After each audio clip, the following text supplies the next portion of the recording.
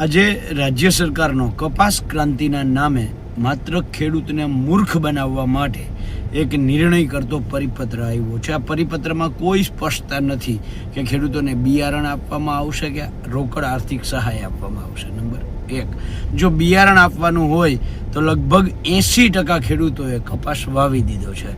તે જે ખેડૂતો અત્યારે ઓનલાઈન કરવા આઈ પોર્ટલમાં ઓનલાઈન કરવા જાય છે તો વીસી એમ કહે છે એમને કે ભાઈ આમાં તો શરત એવી છે કે 3 ફૂટના અંતરે કપાસ જે લોકો વાવતા હોય એમને જ આ સહાય મળશે.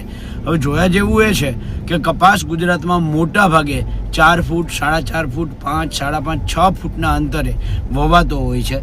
3 ફૂટ અથવા તો એનાથી ઓછા અંતરે તો કોઈ કપાસ વાવતું જ નથી.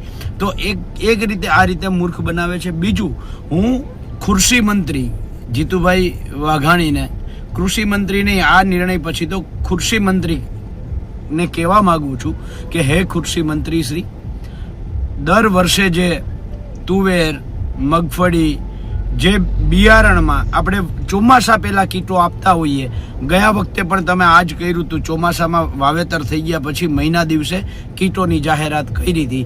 એવી જ રીતે કપાસના વાવેતર થઈ ગયા પછી હવે તમે આ જાહેરાત કરો છો ને એમાં સ્પષ્ટતા વગરની છે.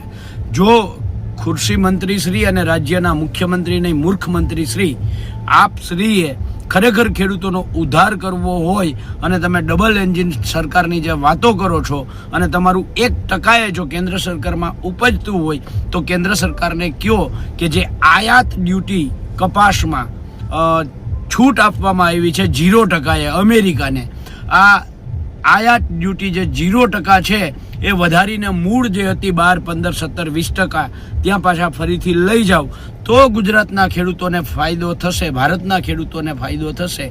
તમે એક બાજુ અમેરિકામાંથી કોટન આયાત કરવાની સંપૂર્ણ અને 0 ડ્યુટીએ છૂટ આપો છો અને બીજી બાજુ કિસાન કપાસ ક્રાંતિના નામે ખેડૂતોને મૂર્ખ બનાવો છો. આ બે વાતો તમારી દોગલા નીતિ છે એ ખેડૂતો હવે ઓળખી ગયા છે.